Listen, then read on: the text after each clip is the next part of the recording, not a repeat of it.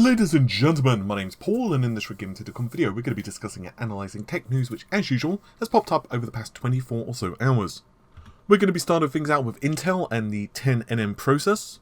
Then we'll move over to AMD because they are beginning the sampling of 7nm Zen 2 CPUs later this year, with the scheduled launch to be in 2019.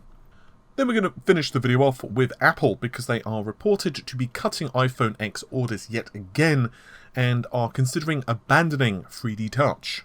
We'll start things out with a statement from Brian Krzanich, who is of course the CEO over at Intel. He said at the earnings conference, "We are shipping 10nm chips in low volume and yields are improving, but the rate of improvement is slower than we had anticipated as a result. Volume production is moving from the second half of 2018 into 2019. We understand the yield issues and have defined improvements for them, but they will take time to implement and qualify." He also added that we did not say the first or second half, but we will do it as quickly as we can based upon yields. So there's no real time frame there, just some point in 2019. So there's a couple of reasons that Intel are blaming for the slowdown of their production. The first is a very high transistor count. Obviously, if you have a high transistor density, then it becomes harder to produce the particular processor. And this leads to the actual complexity of actually creating the processors.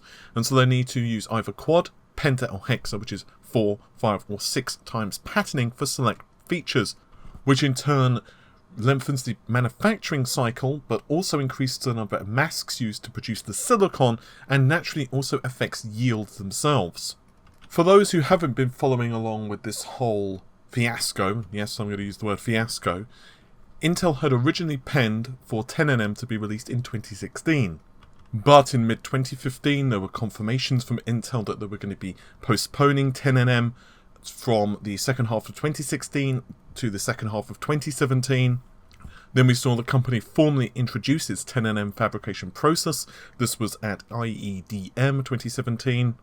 And this was for shipments of Cannon Lake processors in 2018. Yet despite all these issues, Intel are not going to be skipping 10nm. They have said that we're not going to skip 10nm. There's still a lot of learning there. We can carry on to 7nm production. Also, around 80% of our 14nm capital equipment is movable to the 10nm production, and the same thing will happen between 10 and 7nm processors. He also added a transcript by Seeking Alpha. There is nothing wrong with the design library. If there was a basic functionality issue, you wouldn't be able to ship a product. We know the performance is in line, so it's really about just getting the defects and costs in line with where we want. End quote. So we're in this really weird position where 10nm was scheduled to hit in 2016, and of course 14nm was introduced in 2014, and Intel are telling us that they are indeed shipping Cannon Lake processors in small volumes, but unfortunately the only parts which are available are in 2+2 or 2+0 configurations, and still we have no real idea of who is actually buying these processors. Of course, reducing the size of the process is going to be imperative for Intel, not just in staving off the AMD threat, but also when it comes to the ultra-portable mobility kind of sector, which, as I mentioned just a few days ago, is definitely an area where Intel are feeling the pinch from ARM. With Jim Keller now an SVP over at Intel, it's going to be interesting to see how Intel's technology portfolio does evolve over the next couple of years. I don't think it's exactly that Jim is going to come there and just tweak a few dials and hey, 10nm's fixed, but certainly it's probably going to get Intel on track in the longer scheme of things. And as I mentioned in just yesterday's video, I don't necessarily think that Jim is going to be there just for the server market either. A lot of this is going to be probably a reorganization of sorts of the entire product portfolio. Ultimately, Intel are pretty profitable, and yes, I'm speaking very, very, very much with an understated grin there, but obviously they can't keep missing deadlines, and if they do want to remain competitive, particularly in the portable arena, it's going to be imperative that they get these issues ironed out. So, just yesterday, I reported that 7nm Radeons are indeed running in AMD's laboratories, and the company are hoping to sample products by the end of this year, And of course, these Radeon Instinct GPUs are going to be primarily aimed at machine learning. It's going to be the first products that AMD are releasing with this in mind. Lisa Su, however, has confirmed that 7nm products will be sampling later this year. In a statement, she said that we are launching additional Ryzen-based products in the second half of this year. We just launched the second generation of Ryzen desktop in 12nm, and that launch has gone really well. I mean, we're happy with the positioning and how customers are reacting to that. In the second half, we'll have some commercial systems and some other updates for our Ryzen lineup that we will launch. And we have a 7nm based GPU based on Vega that will sample later this year, and we have a 7nm server CPU that will be sampling later this year, and then obviously we have a number of products that are planned for 2019 as well. So it's a very busy roadmap season for us, but we're pleased with the sort of execution on that product roadmap. Of course, we know from the company's own roadmap that 7nm is indeed going to be Zen 2. For clarification's sake, of course, the Ryzen 2000 series is the Zen Plus architecture. There are a few tweaks here and there, but essentially it's very much the same core. They've basically just tweaked the memory controller a little bit, improved cache, latency, and a few other bits and pieces like increased clock frequencies, but essentially they're very similar. Zen 2, meanwhile, is definitely an improved design. So we can probably see a vastly increased IPC when it comes to single core performance and possibly some other tweaks as well. One of the things which perhaps is most striking to me regarding this is the fact that they're sampling a 7nm server chip. The reason I find this rather interesting is because of the number of cores which we can presume will be on this thing. I mean, even if we say that it's got 16 CPU cores, and it's probably got more than that, but let's just assume it does.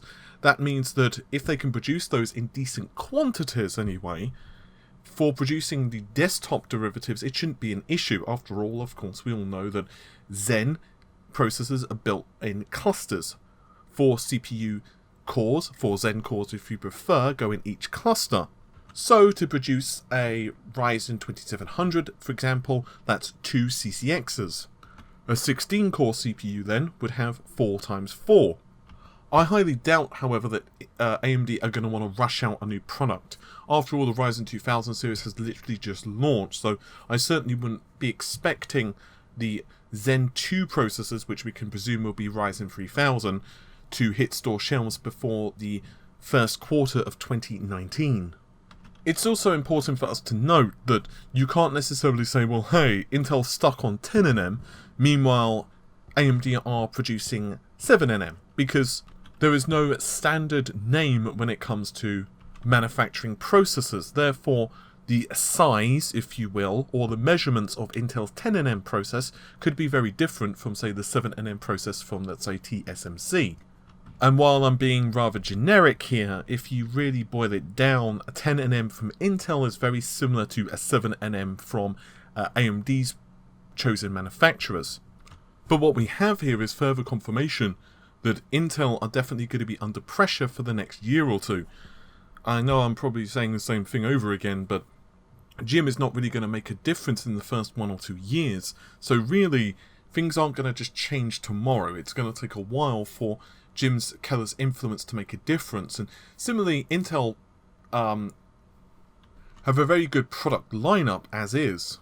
We saw the company inadvertently confirm X399 is indeed a thing. Shock and horror to everyone.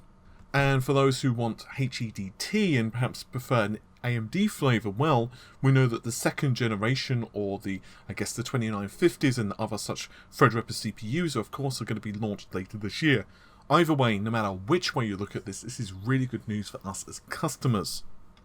Meanwhile, the rumour mill for Apple isn't quite as rosy as AMD or Intel.